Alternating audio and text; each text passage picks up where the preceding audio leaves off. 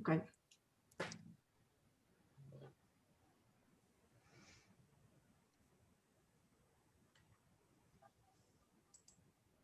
Yeah, we're now live.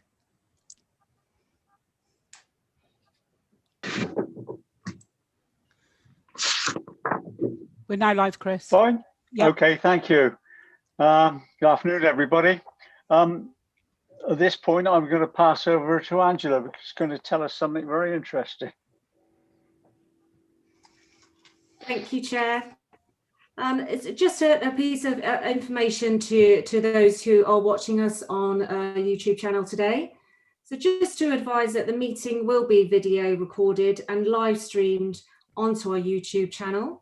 And by remaining on the Zoom call, attendees are agreeing for their images and voice recording to be posted. Some further guidelines.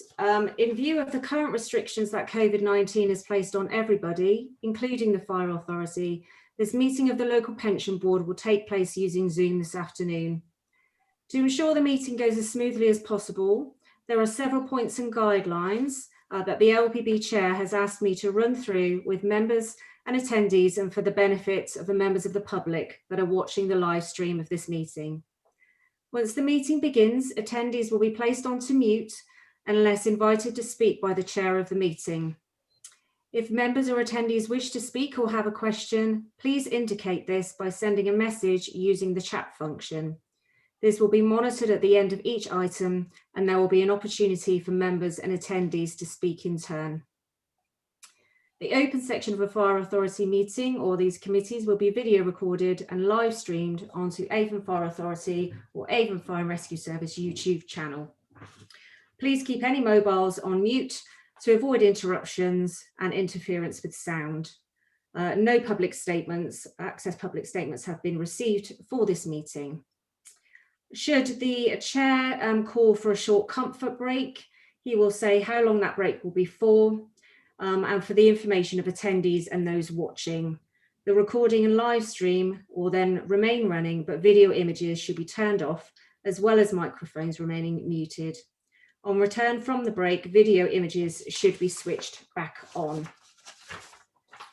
In terms of voting required, it will take place as follows. The chair has asked me to summarise this, and he will ask for members for any votes against, any abstentions, or assume that all other members are in favour and are voting for.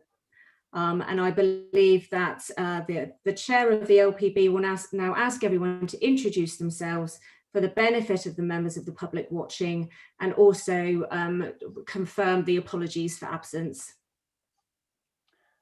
Thank you for that, Angela. Okay, I'll go by where you appear on the screen then.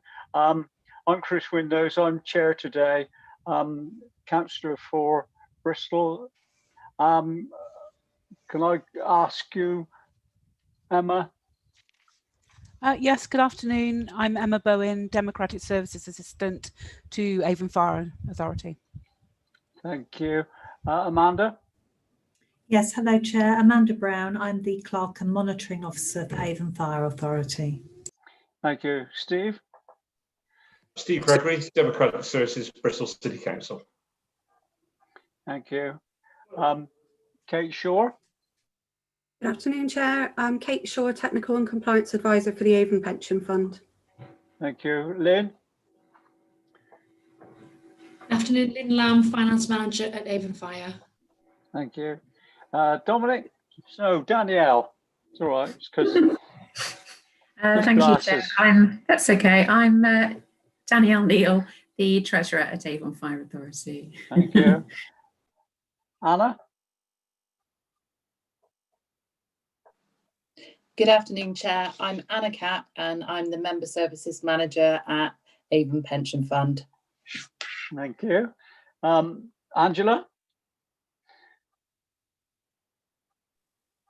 Good afternoon again. I'm Angie Feeney. I'm the Director of Corporate Services here at Avon Fire and Rescue Service. Thank you, Jeff. Thank you, Chair. Jeff Cleek, Pensions Manager, Avon Pension Fund. Thank you. Gary? Yeah, good afternoon. It's Gary Spindler, FBU Brigade Secretary and one of the 2 employee representatives on the board. Thank you. Robert? Good afternoon. I'm Robert Payne. I'm a member of the Fire Authority. I'm from North Somerset Council. Thank you. Stephen? Hi, Steve McGreevy, Avon FBU chairperson, employee representative on the board. Thanks very much. That's everybody. So at this point, I'll go on to our next item, which is a sad one, really, but we'll try and be happy about it. It's to advise that Lynn, who's been very helpful, is going to move on. She's going to a new role in Bristol, I think, isn't it, Lynn? It is, yes. Yeah, Bristol City Yes. Council. Yeah, so I Never might mind. some of you again. Wish you all the very best of luck. I'd like to formally minute our thanks to you and wish you all the best in a role. I'm sorry to see you go. You've been very useful. So good luck and thank you for what you've done. Thank you. Thanks for your thanks. I've really enjoyed working for Avon Fire, and I've learned a lot in the just over 3 years that I've been here. And I'm moving on to Bristol City Council, so I'm still in the public sector. Thank you. Right. I've no doubt I shall see you at some stage when we can go back to being normal people again. Right, thank you then. So moving on from that, you've already been told about the voting, which is very kind of you, Angela. So I'm reading from a sheet here, you see. It looks as though I know it all, but I don't really. I've got to read it from the sheet. There's no public access. That's item number 2. Item number 3, are there any interest declarations, conflicts of interest? I think that's down to the clerk to deal with that one.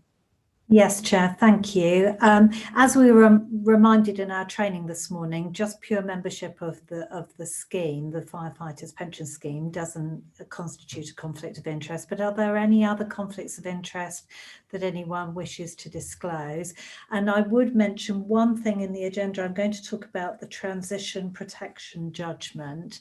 Is there anyone who has an interest in that judgment? I think maybe we ought to disclose that as well.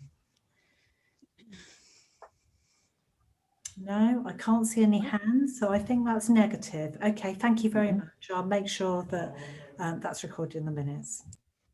Councillor Windows, sorry, can I just go back to apologies? We didn't do that. We've received apologies from Councillor Eddy. Oh, thank you, yes. We may talk about that later. Thank you. Item 4, I think that's back to you, Amanda. The minutes of the LPB meeting held on the 2nd of July 2020. Yes, thank you, Chair.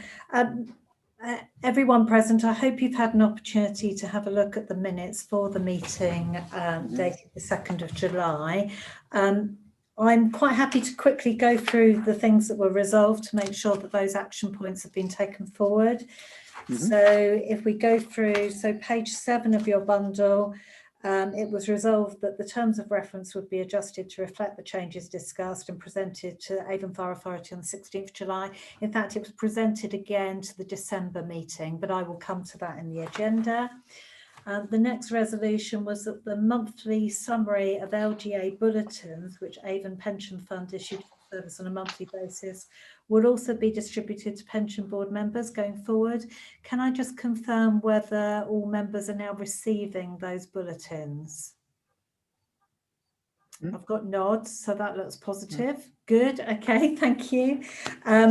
Then on page 9 of the bundle, resolved that the expected additional cost from the service provision required by the pension scheme manager to implement the outcome of the Matthews case would be noted as a risk in the register. I have checked the risk register today with Angela Feeney, and it is now on the risk register, so that's been actioned as well. Then on page 10 of the bundle, it was resolved that the VSP policy would set a personal contribution level of £2,000, and the VSP policy would be reviewed by the board in January 21, and then further advice from the LGA would be sought to feed into the discussion.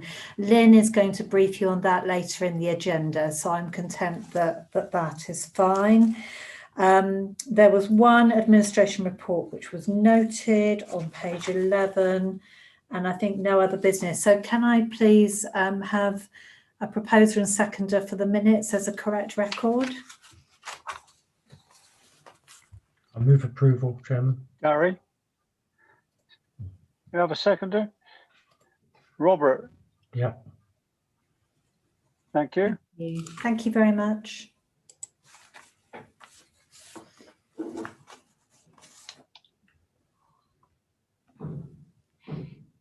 And then I think it's me again, Chair.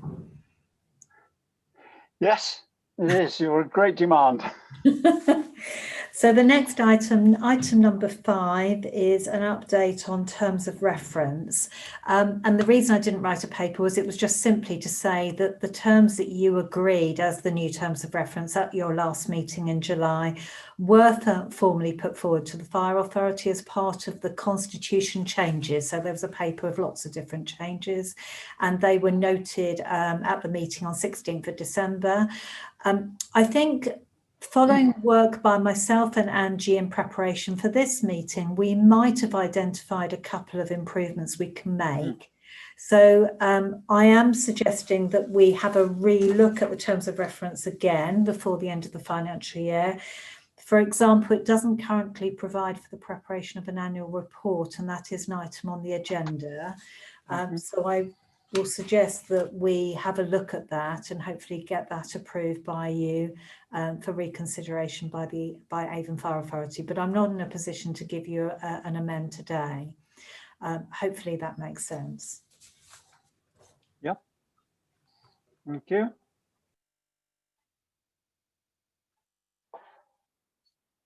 Item 6, which is the update on voluntary scheme pays policy. Yeah, which so is that's me. That's you, Lynn. Yeah. In case you didn't know. Yeah. Thank you, Thank Chair. you, Lynn. Thanks. It just occurred to me people might not know what voluntary scheme pays is. So basically, it's where an employee has a tax liability and they can ask the pension scheme for the tax liability to be paid out of the pension. There are circumstances where this is mandatory, where we have to, the payment has to be made, and then there's has to be a policy as to the circumstances when there'll be a voluntary payment, to give some guidance as to when we would pay and when we wouldn't pay. So this was discussed at the last local pensions board meeting. It was tabled and approved by the Fire Authority in July as a scheme manager, and it's now in operation. Just a note, to date, there have been no applications to use this policy. It is quite, circumstances are quite rare where it happens, but we have to have a policy. As requested by the local pensions board, the LGA have been asked if they could provide any further advice on this policy that we have formulated. They've responded that it's a clear and concise policy, which could be a valuable resource to share with other fire and rescue authorities. They've also confirmed that our £2,000 lower limit contribution seems reasonable. So where it's under £2,000 payment, the employee would be expected to pay their own tax and it wouldn't come out of the scheme. They did, however, suggest adding a clarification on the timings of the payment to the policy because of the deadline by which time the tax has to be paid, just to clarify that so people wouldn't incur late payment penalties. There are no financial or legal implications of making this addition to the policy. This will be outlined to the Fire Authority in a paper to ensure informed decision making. It is therefore suggested that the LPB recommend the Fire Authority are asked to consider and make this amendment at their next meeting. If that change is made, the LGA has asked permission to publish the policy as an example on their website in their guides and sample documents section. I would also recommend that the local pension board reviews the policy and its application and take up again in July, as it would then be 1 year since it was first agreed. So in summary, I'd like you to confirm that you're happy to recommend the suggested addition of the wording on the deadlines to the policy, that you're happy for the local government association to publish it as best practice, and that the local pensions board reviews the policy again and the take up in July at the next meeting. Thank you, Lynn. Yeah. Anybody wish to comment upon that from Lynn? And don't all speak at once, please. It's very confusing.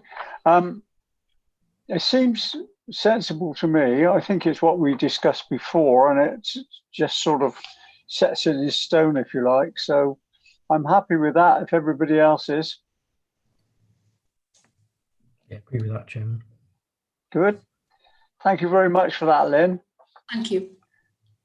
The next one is the regulatory and legislative update. That's Kate. Thank you. I'm sure she can pronounce it better than me. I'll try. So a regulatory update has been included in the papers for noting, and it gives you the position on key issues at the end of December. You'll see that Avon Pension Fund have responded to 2 consultations, and these are attached to the report for your information. The first is in respect of the proposals to remove age discrimination following the Sargent judgments. And the second is in relation to a proposed pensions admin strategy, which was consulted on following a recommendation identified as part of the benchmarking exercise carried out by Avon, which was to develop and implement pensions admin strategies across the firefighters' schemes. Some key updates from the report are that we now expect the outcome of the age discrimination consultation to be published in early February. The regulations restricting exit payments in the public sector came into force on the 4th of November. However, they have very limited application for the fire schemes. You'll see that there's been no further update on the likely commencement date or scope of the rectification exercise that will be required following the Matthews case. However, there may be a further rectification exercise required in relation to a High Court ruling for DB schemes to revisit old transfer values paid to top them up where there is GMP liability which was not equalised. But we currently await further guidance from the Home Office and the LGA. So no action is required at this time. I'm happy to take any questions anybody has on anything else in the paper. Anybody have any questions for Kate? Yes, Gary. Sorry, are we have we moved already to the discussion of the immediate detriment cases? And we haven't got to that bit yet, are we? This isn't that. No. Just wanted to check. Okay. Nobody else? Okay, fine. Let's go on to say thank you to Kate for that. It's not complicated, is it? Not much. Item 8 is back to you, Amanda, I think. That's the pension board updates. It's a verbal one. Yes, thank you, Chair. This is about the transition protection judgment, which I know Gary would probably like to speak about. So this is as a result of the Sargent litigation, which we heard a lot about in our training this morning, and has disclosed quite a lot of complex issues for fire authorities to tackle. A guidance note was issued to fire authorities last August, and legal advice was obtained on the status of that document and how fire authorities should proceed. You as a board don't make decisions, I understand, in relation to the pensions themselves. That's for the fire authority to do, and we simply present information and recommendations if appropriate to the fire authority. So what I am recommending that I do as your clerk is I'm going to summarise the legal issues surrounding this case, the Home Office guidance, and also the complexities surrounding that. And a lot of that was highlighted during our training earlier. And that will become a paper which will be presented to the next Fire Authority meeting.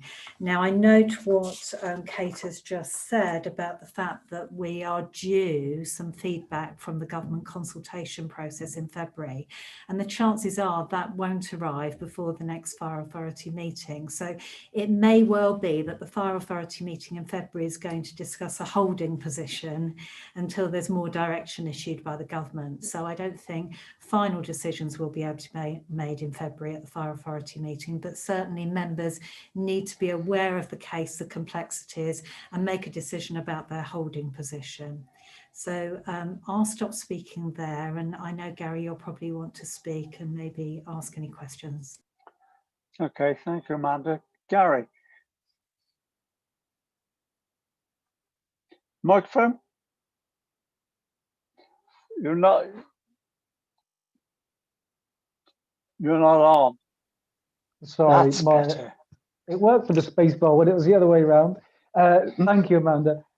Yeah, I mean, the complexities of this are obviously way above my level in understanding everything to do with this. However, I think it is worth members, and I'm sure you're aware yourself, Amanda, that from our understanding that West Midlands are now indeed paying some members under the immediate detriment cases. And whilst that may not be all of the cases, because from my understanding, there are cases, and I apologise for missing the training this morning and the input you've had. I'm afraid I had other regional stuff which was difficult to balance out, but I had to pick one of the two, and obviously Steve came this morning for us anyway. But I think there is a known exception that there are people who have bought in other pensions, for example, in divorce cases where there are technicalities on a pension that do require much more advice than the pension advisor have got. And I think that is a given. However, I think what the Fire Authority could, and I think should move, and what I would like this board to make a recommendation for, is that there are some, shall we say, simple cases where members have had one membership. They've only been in the legacy scheme. They were tapered across, or they were forced across into the 2015 scheme, and they are due for retirement, and they fall within that very clearly defined immediate detriment bracket. And I believe that we could be paying those members as of today. The guidance note is there, and I don't think there's any technicalities that are stopping those calculations from being made. There is an acceptance that in the future, no one knows what the full remedy is, and I accept that. However, there can be, and there is a caveat in there, that in a future date, if that remedy involves some recalculation, whether up or down, that can be accepted by the member at the time of them taking their pension. So, you know, my ask of this board really is to give support of that. I realise we're not a decision-making board, to the Fire Authority to enable those members in that clearly defined immediate detriment bracket to get the pension they're legally entitled to. I was pleased to see within the papers with a reference from the website the board to the immediate detriment matrix. I've definitely discussed that with some regional officials, and that seems like a very sensible way forward to us. There is a clearly defined list of what is required from yourselves, from the pension people to calculate. Our members will be able to see, and I will definitely be able to advise members to say, look, if this is the case, then we should be able to progress it. However, if there are these technicalities, you know, it may be a little bit difficult, and you may have to wait. But I think to have a further holding position of withholding pensions from people that, you know, they see the same documentation as us. They're entitled to their pension. There's nothing difficult in calculating their pension. I do say that with tongue in cheek, because I know every pension is difficult and not easy. I don't mean to belittle the fact that they're complicated to work out. But you take my point, hopefully. You know, for your skills, they are in effect a normal pension to be worked out. I don't think we should take away the personal impact that this is having on members right here and right now. You know, I've got members that are in a serious state of what to do. They're already in a bad place, and this is just prolonging their agony and making that worse for them. And the mental health, I think, of members should definitely be a consideration for the board moving forward.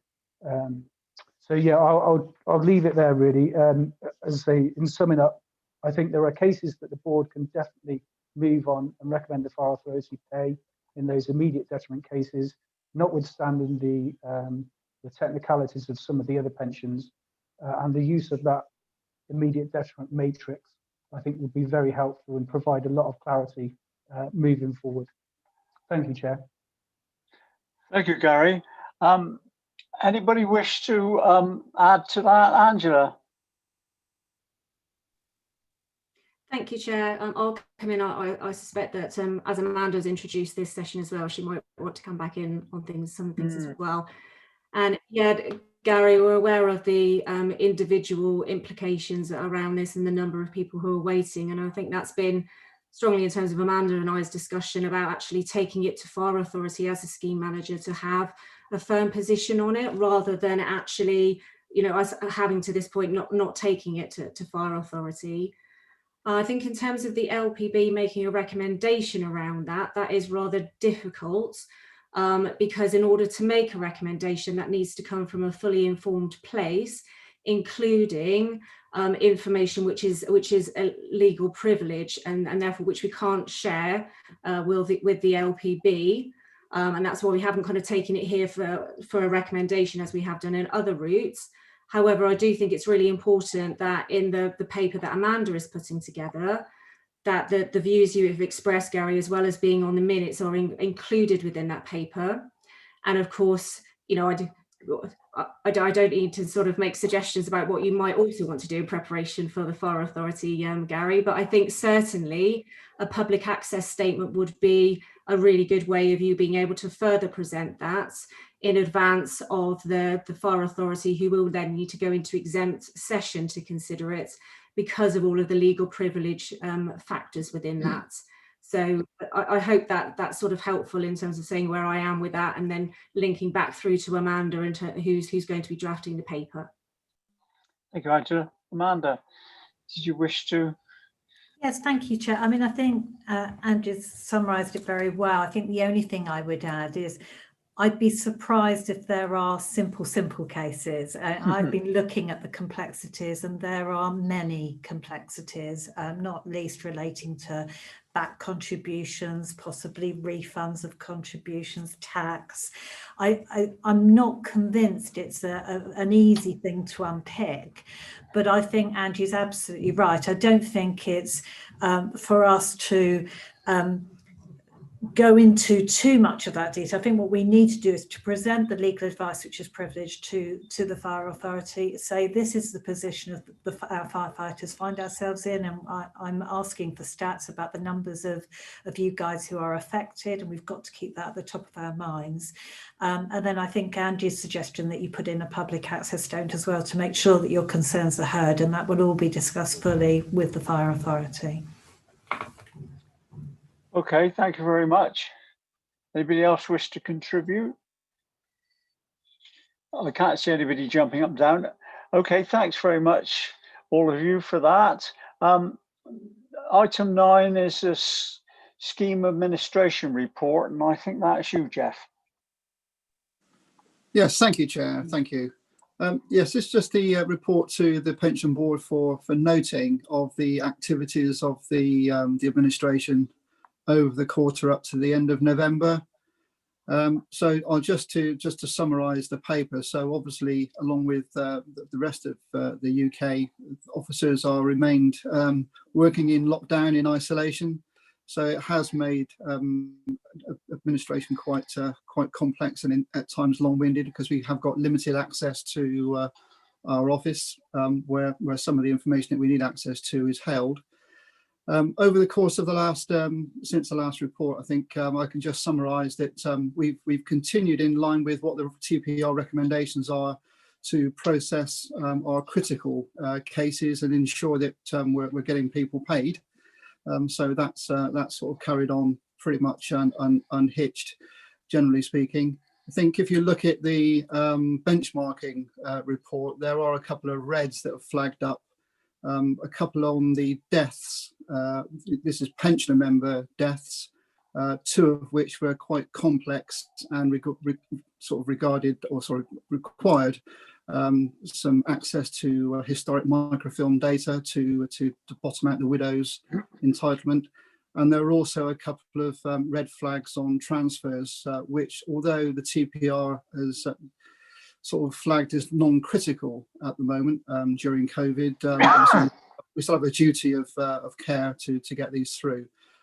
With those particular cases, one was a bit of toing and froing between ourselves and another fund that the member's transferring to, and the transfer in case was partly a lengthy decision for the member to make before the fund actually carried out the final onboarding of the transfer. So, but other than that, most areas of performance have remained relatively intact, as I would like to hope. Moving on to a couple of statutory requirements. So we issue annual benefit statements in accordance with the TPR by 31st of August. That went according to plan. There was a very slight delay of just under 2 weeks on issuing pension savings statements. That was partly because of COVID restrictions to the office, and also because of a redesign in the communication that went out to members affected by that. We reported that as a fund, as an administrator, to the pensions regulator, because it is classed as a statutory breach. But the regulator came back with no further action being required, because it's a one-off pretty much on that situation. Just a heads up on the access for My Pension Online member self-service. This has been ongoing for some time now, and I know particularly that Gary Gary has been very keen to get MSS up and running for firefighter members. That is now being tested on our system, and we will be making. I think we've actually already maybe contacted the fire authority to have engagement there before we can begin to agree the final what's included in MSS and then how it's rolled out. It's been quite long-winded and quite complex. The nature of the different schemes, they're not all the same. So the actual the engine work in the background has been quite difficult to kind of test out properly. And we've also had a number of upgrades in the software system in the meantime. So it's been very drawn out. But we are reaching the end point now where I would hope in the near future it can be rolled out and made available to all members to do some engagement opportunities. Other than that, that's pretty much the summary of the report. I'm happy to take any questions. Thank you. Thanks, Jeff. Anybody any questions for Jeff? Gary. Yeah, thank you, Chair. Thank you very much for that, Jeff. Obviously, the MSS, as soon as that comes on board, I think the benefits to not only yourselves in the pension board and that relief of stress and workload, and the transparency that will provide members moving forward will be very welcome. And as always, if you need some assistance with that testing and stressing, then please don't hesitate to get in touch, and I'm sure we can find some members to help you out on that. Thank you. Thank you, Gary. We will actually contact you when that's available. Yeah, thank you.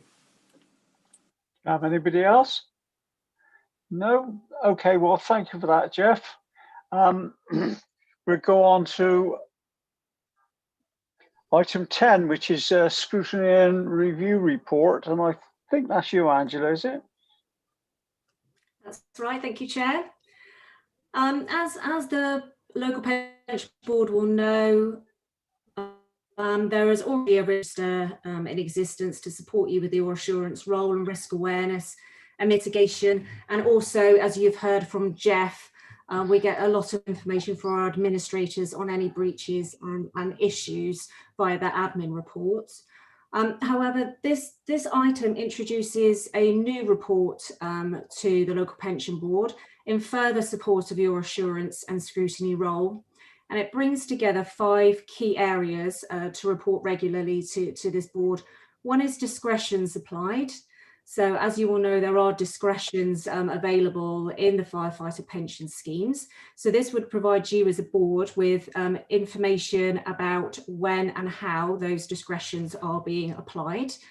So you can have some scrutiny and oversight on that, albeit that we need to, of course, protect the identity of individuals.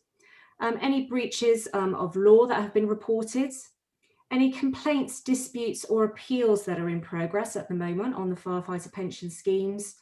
It incorporates the risk register and also raises any issues with reference to compliance to the regulations and also the timescales. So to update in those areas of work on discretions, there haven't been any discretions applied since the last meeting of this board. There are 2 matters currently under consideration which may fall under a discretion. And if they do, we will provide further information and advice to the pension board at its next meeting.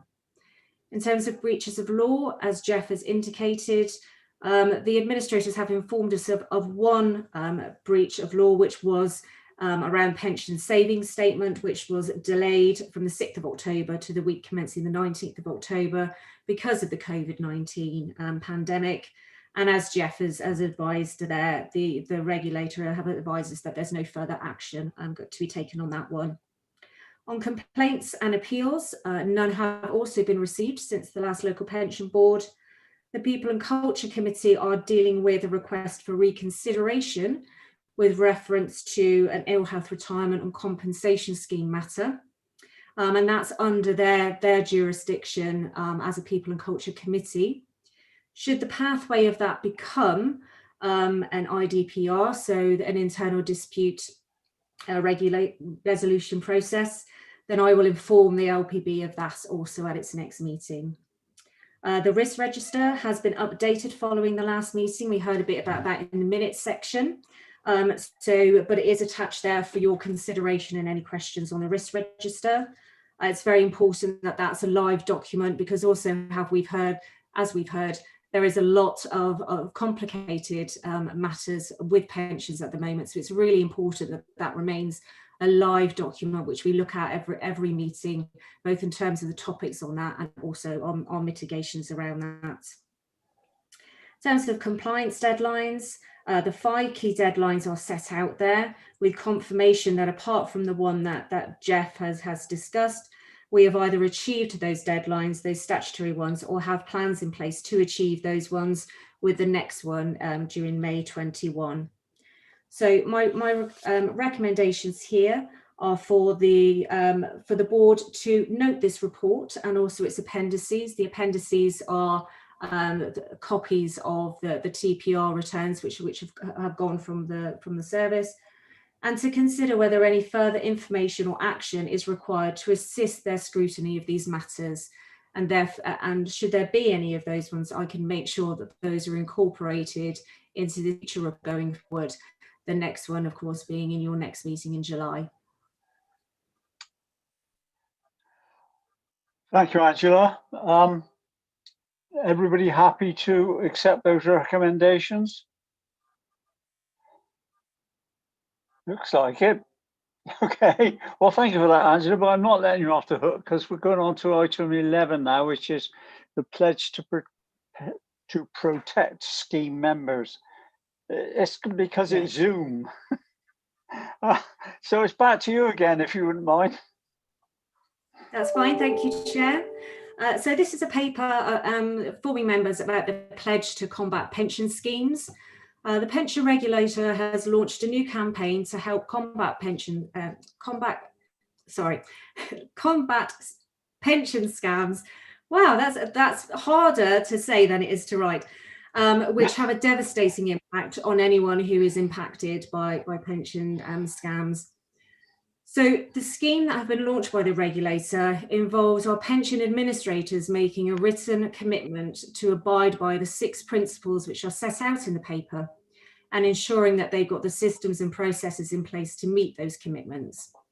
And there's a self-assessment process to assess and confirm this. So this paper to the local pension board is just to introduce the scheme and to confirm that our administrators are committed to making this important pledge. And it suggests that in July, we receive a further report from Jeff saying where they are with that process and putting those measures in place. And if we are content that all of those measures are in place and we're able to sign up to the pledge, that we communicate that we have done that both to the public and to our staff. And because I think that will be important to raise awareness of pension scams and how those can be prevented by the individuals, but also the work that's being done by us as a service and also from the administrators. The pension regulator has also launched a combating pension scheme module as part of their training toolkit, and there is a link to that in the paper. Whilst it's not one of the mandatory training modules at the moment, I wanted to bring this to the attention of the local pension boards and encourage its completion, because of course that will help you as a board raise your awareness around what the regulator are doing on that, and therefore be able to apply that scrutiny when Jeff brings it back into the service. So as you can see, the recommendations are to note information about the pledge, to require an update on progress from the administrator at the next meeting, to agree that once the pledge is signed, this will be published and communicated to scheme members through social media and the website, and to complete the additional training module which has been introduced by the regulator, and inform Emma when that one is completed so it can go on your training profile. Thank you, Chair. Happy to take questions, of course. Thank you. Yeah, Amanda. That links very helpfully to a paper that I've got in the agenda on training. So I will highlight the pensions regulator toolkit at that stage, which includes the module that Andrew's just been speaking about. Okay, thank you. Anybody else? You happy to accept the recommendations? Oh, Jeff. Thank you, Chair. So I just wanted to just to back up what Angela had said, that we are actually undertaking a project at the moment to look at our transfer process and to ensure that we satisfy the requirements of the TPR with the pledge. It's the transferring out of the fire authority is kind of quite limited. We find that far more in the LGPS, where members are moving around a lot more. So it is far more applicable to the LGPS, but it's equally relevant to the fire service and fire service members as well. So the pledge the work that we're undertaking at the moment will cover both the LGPS members and fire authority members jointly. Thank you. Thank you. Nobody else? I assume we're all happy with that then. So can we go on to item 12, which amazingly seems to come back to you, Angela. Thank you, Chair. This is a paper coming to you which has some recommendations on it with reference to a local pension board annual report.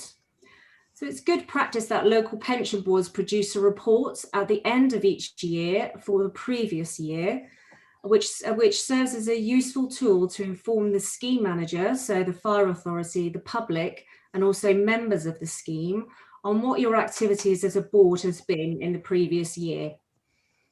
So that aids with good practice around sort of scrutiny and transparency, and talks about everything that you've done within the year in support of their role as a scheme manager. So therefore, this report recommends that an annual report becomes standard practice for our local pension board. It volunteers myself to produce a draft report for you for 2021 for consideration at your next meeting. And the paper also indicates further about the purpose and the contents of that annual report.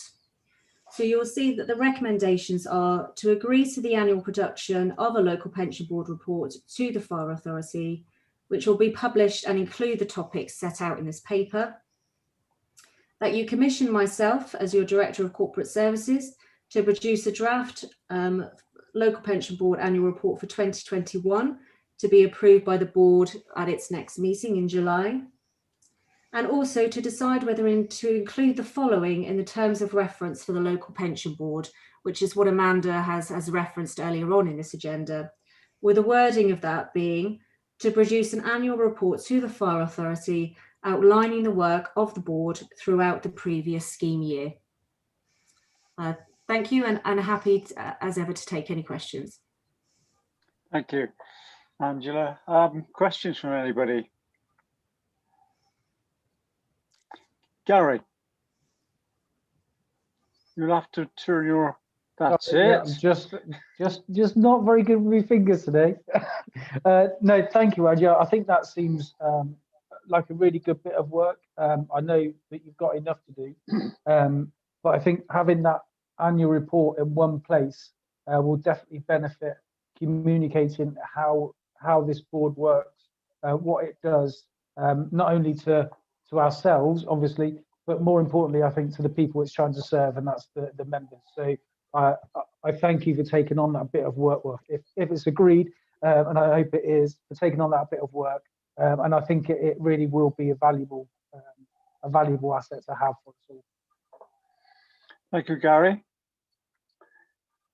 Yeah, Amanda. If I can get some feedback from the two members of the FAR authority and the two employee members, whether they'd be happy with the proposed change to the terms of reference to include the annual report. I did notice what I think might be a repetition in the TORs as they stand at the end. There's two paragraphs which seem to repeat themselves in the definitions section. So what I would propose, if you're happy, is to circulate after this meeting in the coming weeks a sort of a redraft to include that wording, if you agree it today, and to deal with that repetition in the definition section. I think it appears that regulations, I think, have been defined twice with slightly different wording, and I don't understand why that was. So I can get that corrected at the same time if you're happy for me to do so.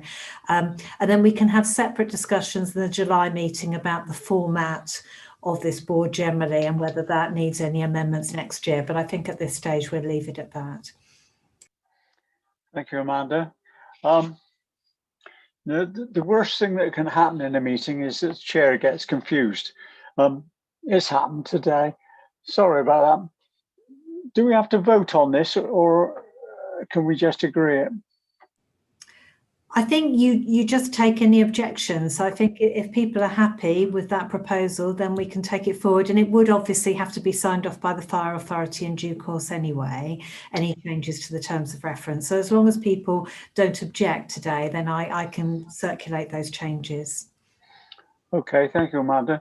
Okay, does anybody object? Speak now or forever hold your peace. No objection. No. Oh, did you wish to, Robert? No, no objection. No objection, right. No, okay, well, that's fine. That goes through unopposed. So thank you for that, Angela and Amanda, for putting me straight. I think we go on to item 13 now, which, Amanda, is down to you, isn't it? It's knowledge and understanding. Yes, it is, Chair. Thank you.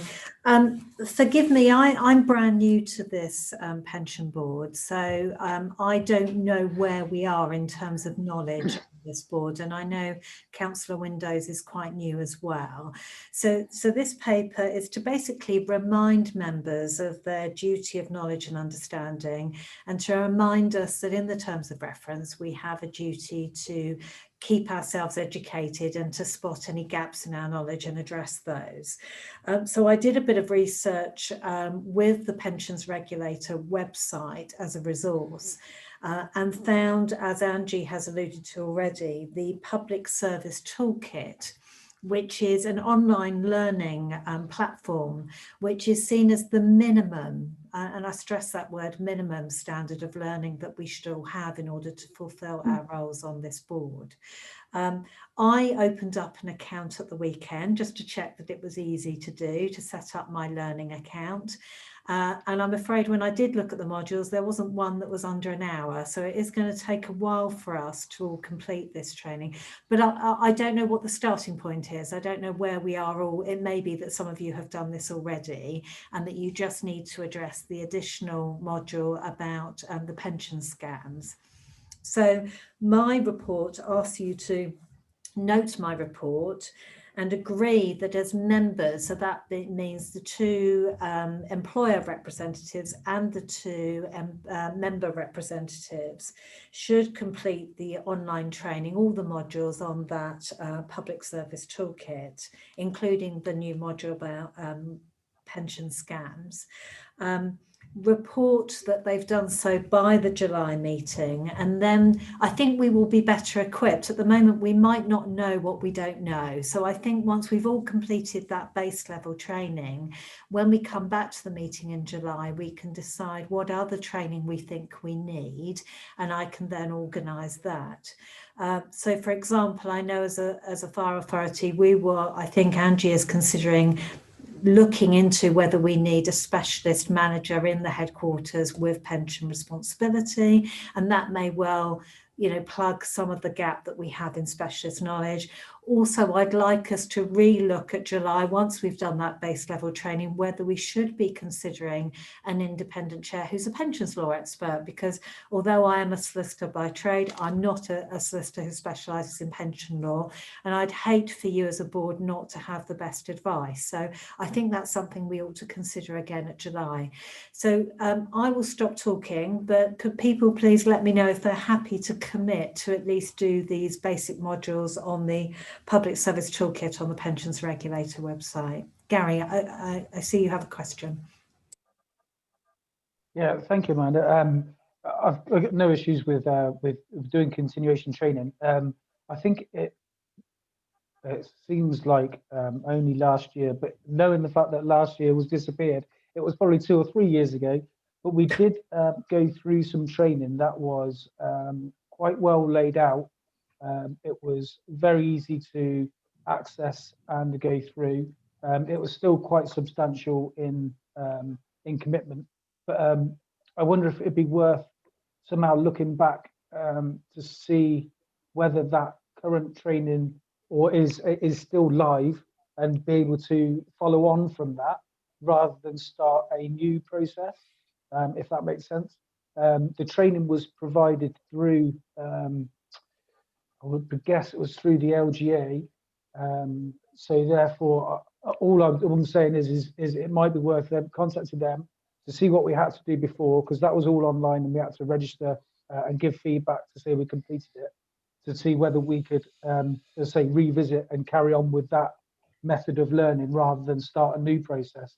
Because obviously some of those, the modules are quite lengthy, and if that's going through some stuff that we do know, and I absolutely, I definitely don't know everything. What I'm saying is that the old package seems very good.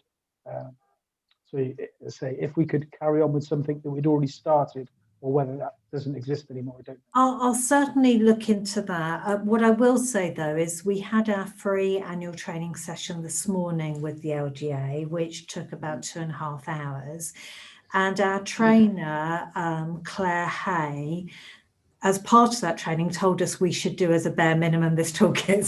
So unfortunately, I think we're going round in a circle. We go back to that starting point.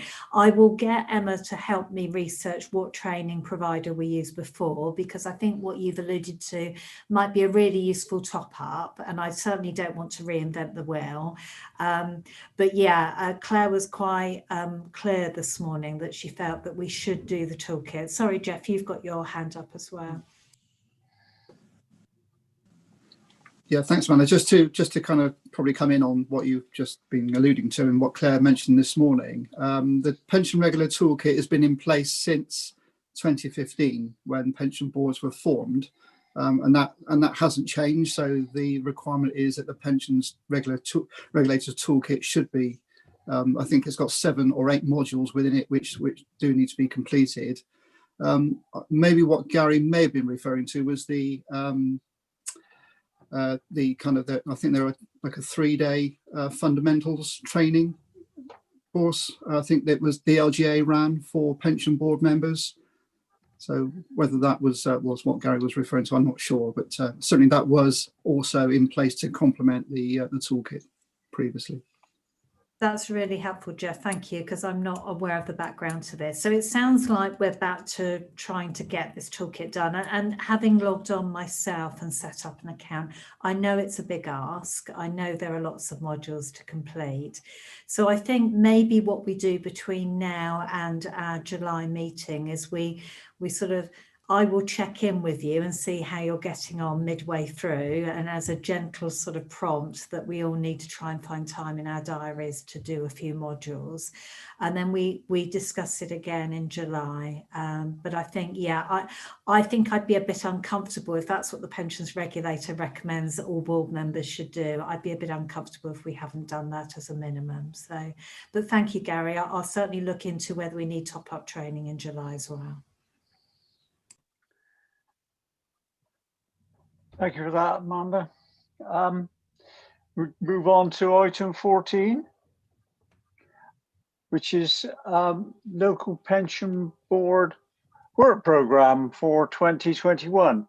And believe it or not, it's back to you, Angela.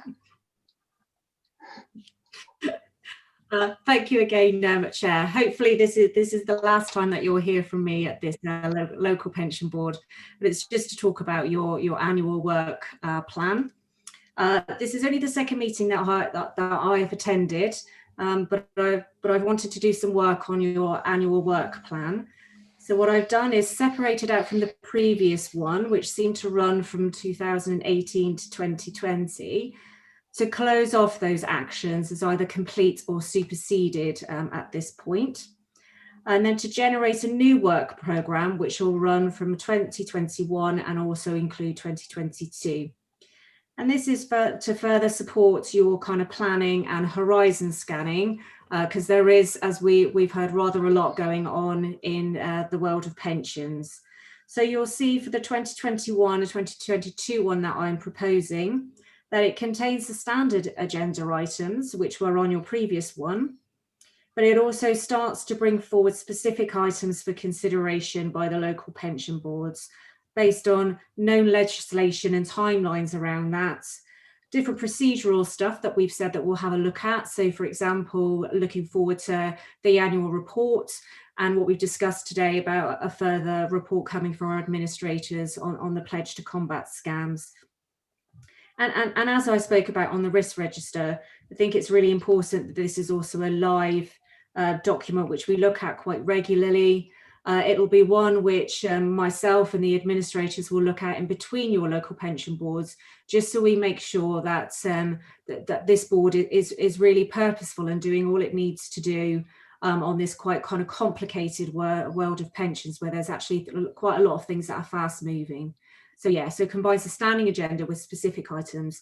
And that will also help with your annual report, because then there'll be a lot in there in terms of things that you've discussed, which aren't just the standing agenda, and shows that you are really responsive and purposeful as a board around pensions as well. So this is just my sort of first look at your work programmes, but it was just to open that up to say, do you think that will work with you as a format? And is there anything glaringly there that I haven't included in that I can make sure I update for you in July? Okay, thank you, Angela. Now don't all jump up together. Is there anybody that isn't happy with that? Well, they're all looking very happy. I'm looking happy. So I say thank you for that, Angela. I think we can go forward with that. It sounds like a good plan. Okay, now on to item 15, which is any other business. And to facilitate this, I think go round my screen in the order I see it. So we're going into any other business. First of all, I will ask, I'll go out of sequence and ask, Robert, do you have any other business that you wish to raise? You need to put your microphone on, otherwise I'll have to guess. No, I haven't got any other business, Chair. Okay, fine. So I'll go round now then. Gary, any other business? No, thank you, Chair. Okay, fine, thank you. Right. So Emma, is there anything you wish to raise? No, thank you, Chair. No. Amanda? No, thank you, Chair. Thank you. Steve, I don't expect you want to get involved in this. I'll say no, thank you, Chair. Kate? No, thank you, Chair. No. Danielle? No, thank you, Chair. Anna? No, thank you, Chair. Jeff? No, thank you, Chair. Angela? Nothing She said I've raised it already. Okay, thank you. And Stephen? No, thank you, Chair. Okay, thank you. Well, there's no other business, so thank you very much for that. I think, Amanda, you're going to do item 16. Yes, it's just to make sure that everybody has in their diaries the date of the next meeting, which is the 6th of July. Hopefully things will be a little more normal by then, but I don't know whether we'll be allowed to be in a room together. So we will have to wait and see. But I will, in the meantime, circulate the amendments we've discussed to the terms of reference. And I will also look forward to hearing from, if you've got any issues with setting up your account for the training, please get in touch and we'll try to help. I found it relatively easy and I'm not the best at techie things, so hopefully that's a good omen for everybody else. But thank you very much to Angie in particular for making this agenda so professional and all the documents that she's prepared for our consideration. Yes, I'd like to add my thanks to that as well. In fact, thanks to both of you. I think it's certainly improved the professionalism of the board, and I'm sure it will go from strength to strength. Robert, I presume you don't wish to leave the room. No, I just want to ask if we know what time that meeting is on the 6th of July. Good point. Or has it been decided yet? 10:30, Councillor Payne. Thank you. That's fine. Okay, well, thank you very much. Can I say thank you to everybody who's made this an easier meeting than perhaps one or two of us anticipated. And I'm sure it'll be much better next time. So thanks to everybody. See you soon and stay safe.